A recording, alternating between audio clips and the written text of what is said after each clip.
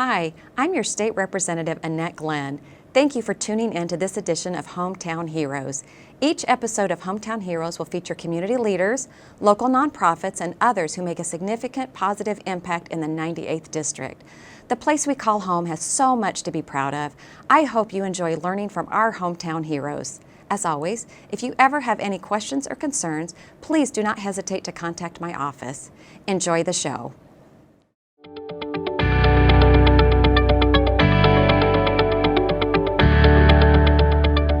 Hello, I'm John Perry, and welcome to Representative Annette Glenn's Hometown Heroes. And Representative Glenn, nice to see you again. Who is your guest for today? John, it is great to be back, and I'm excited to introduce you to Rob Worsley. He runs Midland Community Former Offenders Group. So he's here to discuss and tell us what all that means. Welcome, Rob. Thank you. Thanks for having me. All right. Tell us about your client base. We are a one-stop case management agency. We work with all the former offenders in the Midland community who choose to engage in our services. Those people are people that return to our community from the state prison system, parolees, inmates from the county jail, and then others in our community who have criminal histories that create barriers for housing, employment, and other things that they need in the community. So tell me how that works. How do they find you? Well, we're pretty well known in the prison system now. We'll be starting our 8th year in January, and everybody in the county jail in Midland knows who we are. Those that go in and out of our county jail, unfortunately, come to us usually when they come back out. We're known in the prison system now. Most all of our parolees are discharged out of the Saginaw Correctional Facility, so in Freeland, so they know about us in Midland. And so when they get there, either their parole agent directs them to us, or they already know about us and they come because they have a need for services. All right, so they get to you, they walk in a door, and what happens from there? Well, we are a faith-based nonprofit, so they come there of their own choosing. Sometimes their parole agents or probation agents will say, go see MCFOR, that's Midland Community Former Offenders Advocacy and Rehabilitation, and they know that we have the resources and the things that they need for them to reintegrate back into the community. So they come to us, we have an intake form, we take specific information from them, so we have contact information, housing, where they're going to be housed if they're housed, and what their basic life needs are first, as far as shelter, clothing, and food. Once we establish that, we try to build rapport with them. We ask them about employment, if they need to be employed, if they've had employment in the past, what are they doing, or what skill sets do they have to improve their opportunities for employment in the community. And then we start to look for work for them. I've been working with offenders for over 40 years, retired from Midland County Sheriff's Office in 2005, and I've been advocating for them since then. And we have come to realize that housing and employment are the two main priorities that need to be met, especially for people coming back to our community from the prison system. Unfortunately, if those needs aren't met in a timely manner, they'll reoffend, and then we'll be dealing with them again in our legislature and through law enforcement and the judicial system. So once we evaluate what their needs are, we don't do a lot of wants, we do a lot of needs, because we want these people to become self-sustaining, to be able to sustain their own lives and those that they're responsible for, their families, their children, their spouses, rather than to continue to be a burden on the community. So once we assess their needs, we have resources in the community for those basic life needs. And then, as I said earlier, we provide transportation. We do mentoring in our office one-on-one. We have a program called Alternatives to Violence. We work with perpetrators of domestic violence. It's a 26-week course. I have a facilitator that works for me that does that program. We have Cage Your Rage. We have Nurturing Fathers. We do a lot of programming in our office because we understand that these people, it is almost ingrained in some of their personality of who they are, and they need cognitive change and thought to be successful, not only in our community, but in their lives and with their families. So Rob, you started this 8 years ago. You come out of the sheriff's office. Where'd you go from there? What started? Well, when I left the sheriff's office, I retired in 2005. I went to work for Michigan Department of Corrections. Within about 6 months, I went through the State Corrections Academy and was assigned to a prison down in Carson City, Boyer Road. It was a level 1.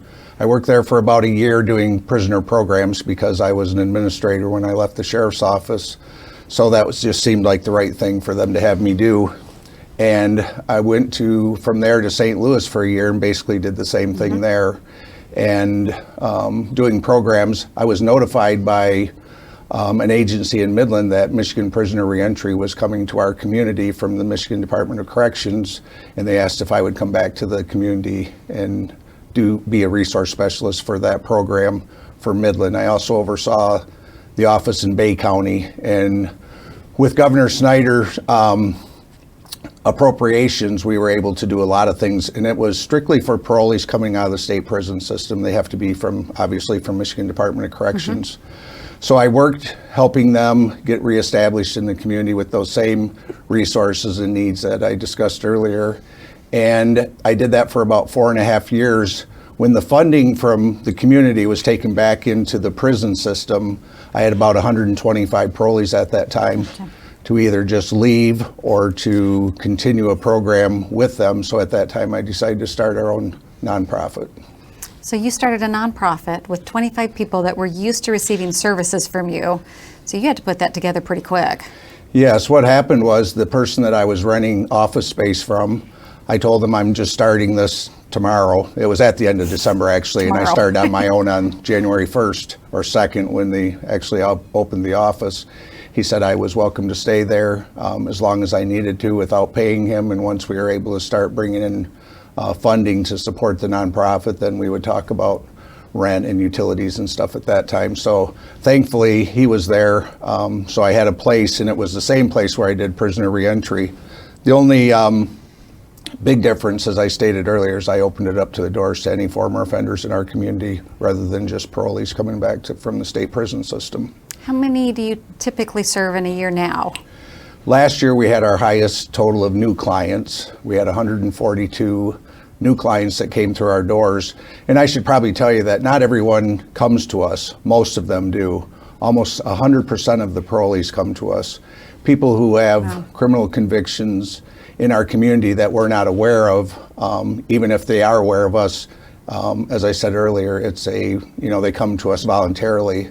So, but we get a great majority of them because they know that we have the resources and we have the things that they need. So we try to make sure that it's out there. This year, unfortunately, we're going to exceed our largest number of last year. We're on pace to have over 160 new clients, which... So about 3 new clients a week. And just yes.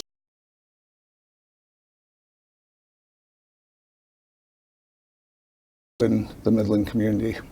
So once somebody comes to you, how long do they stay? I mean, you gave me a whole list of programs. Cage of Rage, Alternatives to Violence. So is there kind of a standard? We get housing, you're with us for about this length of period of time? Sure. It just depends on the individual.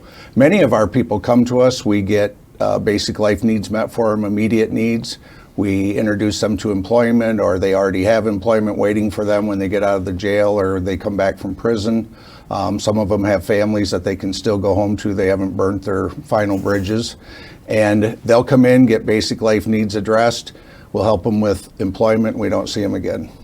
And fortunately, the prison system isn't seeing them either because Midland County is below 4% recidivism rate for people returning to the state prison system as of the last report I did in August. And before McFor started, we were at about 45%. Any idea of what the statewide or the national rates are for that? Yeah, across the state of Michigan is about 50%. And so nationally, it's a higher number than that. I don't have the specifics right now. The last time I looked, it was pushing close to 60%. So those are people that return to our community and then within 3 years return back to the state prison system. And as I said, when I started McFor, it was about 46% in the state of Michigan, and our county is less than 4% right now, and has been for probably the last 18 months or so. That's pretty phenomenal. Have you run any numbers to show what that saves the state and the community? Well, I know this. Midland County has approximately 140 new parolees that come back to our community each year. And at last report, we had 7 that had returned within a 3-year period. So of that, so we're talking, we had 136 that 135, my math is not 135 that had come back to our community and not returned to prison, and each prisoner is at least $46,000 to the state of Michigan per prisoner per year. As long as we don't have additional mental health issues, which takes Correct. us almost $100,000 on top of that. Sure. And so just with the basic cost of having someone incarcerated in our state prison system for a year, yearly it's over $12 million that we save taxpayers in Midland community by those people not returning to prison. That's pretty amazing. So I know when you and I talked in your office, one of the things you talked about was breaking the cycle. Sure, John. Sure. I was telling Annette when she came in about my history in the sheriff's office. I grew up in Midland County. I went in the Army, and when I got out, I started work at the sheriff's office. When I started in the jail at the Midland County Sheriff's Office, and I was locking up guys I went to high school with. 10 years later, I got certified and went on road patrol, and I was locking up their children. And 10 years after that, I went back to take over the administration of the jail, and their grandchildren were coming to jail. One of the problems in our community, and not unlike a lot of communities, poverty runs very close hands with criminology. And so we have this cycle that just continued on and on, this revolving door. This is what my parents did. This is, I look up to my parents, so that's what I do. And when they had their children, that's what they did. And so it was just this continual thing. And so one of the things that we try to do at MCTV is to tell people, look, you can be the person, you can be the woman, or you can be the man that ends this in your family. And we're going to help you in your walk to do that through mentoring and through other programs, and helping you to realize that you are an individual, you count, you are part of the human race, and that we need you to be the person to step up and change things, or otherwise we're just going to keep this revolving door going on and on. Do they find that when it's bigger than them, if they're just looking at them, it's okay if I live this lifestyle, if I go back, but when you talk about generations, does that seem to make a shift for them? Yeah, I think probably the biggest part that we impose on them as far as that is, look at your children. What are you setting as an example for them? What are you teaching them, and what are you showing them? And we're trying to get you to show them the right way. Of course, I spoke on this earlier. We're a faith-based organization, so we know that what that way is, that we try to introduce them to an opportunity to develop a relationship with Jesus Christ. And not only that, but to show them that they are important enough to make this turn, that they don't have to continue down this path. One of the things that I ask clients quite often is, you're 40 years old, how much of your adult life have you been incarcerated? Probably over half of it. Who's been making your decisions? I have. You're not very good at it. But I know someone who is. And I know that through these programs, and if you'll interact with us and spend time with us, we'll be able to help you turn that corner. Do they start to develop better self-image, self-worth comes back, and that changes behavior as well? Yeah, for many of them, and it's kind of a sad scenario to think of. Fortunately, I hope for the 3 of us, it's never been the case with us, but I have 30, 40-year-old men and women who come in, they'll get a job, they'll come back and tell me, hey, Rob, I got promoted to shift supervisor or whatever, and I'll say, hey, great job, keep working, be the best person you can be there. And they'll stop me and say, you know what, that's the first time anybody told me I did a good job. And we're talking 30, 40-year-old men and women who have never had a pat on the back, had never had anyone come alongside of them, no one ever to encourage them. Unfortunately, for many offenders, and this isn't isolated to Midland County, it's across our state and across our country, many of these offenders are introduced to criminal behavior by their parents, the people that brought them into the world. Many of them are abused by those same parents, and many are introduced to substance by those same parents. And so we deal with a lot of people in our community, as well as across the state and across this country, that had very little opportunity coming into this world.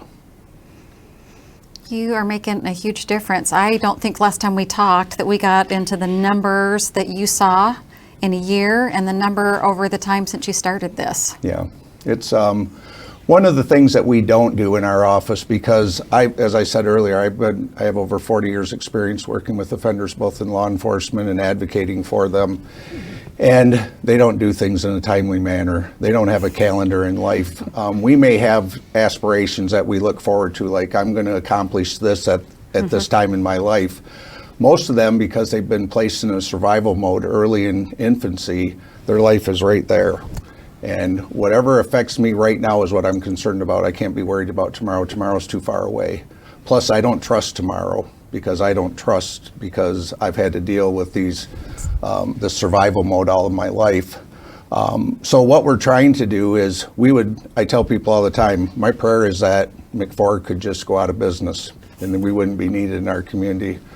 Unfortunately, that day isn't today. And as far as the numbers, I've had donors and foundations say, Rob, when are these going to start turning the other way? And I said, well, I don't really have any control over that.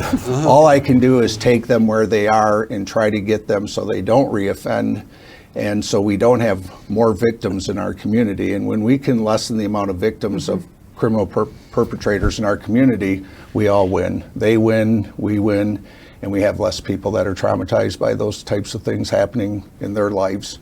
And back to the point I was making before, we don't purge files.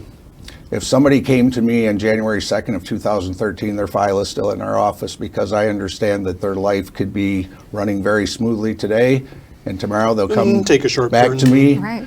just like they did when they came out of prison.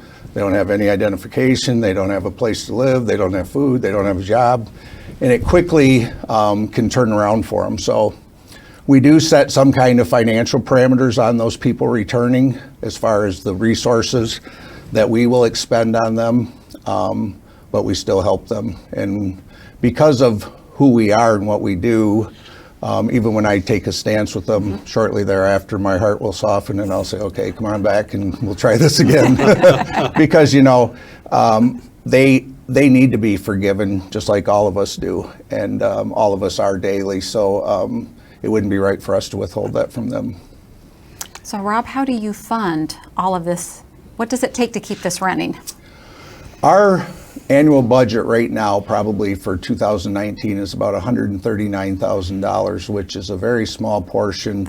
If you just look at our reduced cost of having our state offenders return to prison, it's a very minuscule amount when you compare it to that. It's less than 3. Yes, we also reduce costs for law enforcement in our community with assistance of other agencies and probation and law enforcement. We reduce court costs, county jail stays, transportation to the prison system and back to our communities. So we get most of our funding from individuals, people that have come to our office and see what we're doing, or a grandmother will call me and say, thanks for saving my son or daughter, and we're going to start contributing to your program. We do seek out funding from foundations in our community. We've been very successful with the Gerstacker Foundation, Strosacker Foundation, St. John's Episcopal Endowment, the Patrician David Kepler Foundation. There's many in our community. The Towsley Foundation we've gotten funding from. But the majority of our funding comes from individuals who have had someone in their life or someone impact them that has been involved in addictive behavior or criminal behavior that we've assisted, and then they come alongside of us.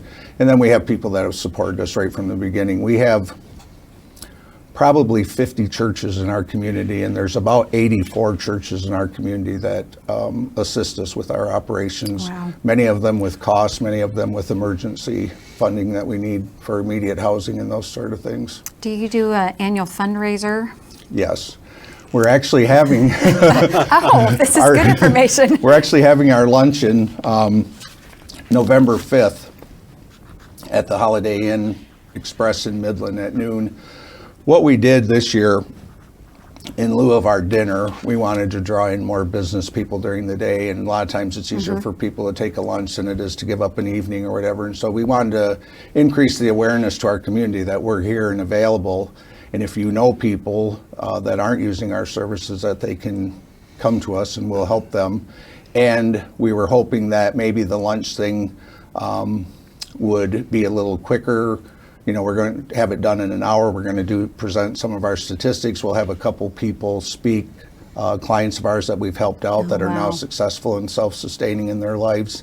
And we'll talk a little bit about the issues of what's facing our community. There'll be a small lunch, and like I said, that's on November 5th at the Holiday Inn in Midland. And we just wanted to give it a shot this year rather than the dinner, because we seem to have a difficult time getting people to commit to an evening. So you probably have a website. We do. What's your website? Midland Community Former Offenders.org. And can they register for the event there? Yeah, it's on our website, and we also have it on Facebook, which you can click on above our website. And yeah, we're always looking for people that just want to know more about what we're doing and the client base that we're helping in our community, because I worked in law enforcement for 27 years, and while I was working in law enforcement, there was no programs in Midland. You know, people will get out of prison or out of jail, they are on probation or parole, they give them the parameters and say, go figure it out. They can't figure it out, and they don't have the means. Many of them don't have the capacity to figure it out. So we need to stay there. We need to be in place. Whether Rob Worsley's running it or not isn't really the issue. It's a matter that right now we need that agency, and we need those resources for those people to give them at least some sort of a chance of being successful. If somebody can't attend the fundraiser and they want to help, do you need volunteers? Well, we don't need volunteers necessarily. We have a staff that will probably do a lot of that part of it, and then the Holiday Inn does all the serving and cleaning up and everything. But we are always interested in people coming to our office. We're at 1415 Washington Street in Midland. It's in the Town Center Plaza on the south end of town. And of course, we're always open to receiving donations to help us continue to do the work that we're doing. Can people donate on the website? They can. We have a PayPal that they can click on there and donate, or they can come to our luncheon, or they can come to the office and talk to us about what it is we're doing in the community to help make Midland not only better for those offenders, but better for everyone that lives there. Rob, I cannot thank you enough for the difference that you've made in Midland County and the thousands of lives that have come through Midland Former Offenders. What's the wrap-up that you would leave us with? Well, as you know, we've talked in the past, I'm a man of faith, and I do this because this is where God has directed me. I have the background, I know these people, they trust me. Unfortunately, in the last couple of years, I don't know very many of them, but they just keep coming to us. So I always tell people, my wife will ask me, you know, this is your third job that you've not retired from. And I said, well, when I'm not physically able to get there, or God directs me in another place, then that's when I'll leave there. Until then, they're going to be stuck with me. Thank you. Thank you. And thank you for joining us.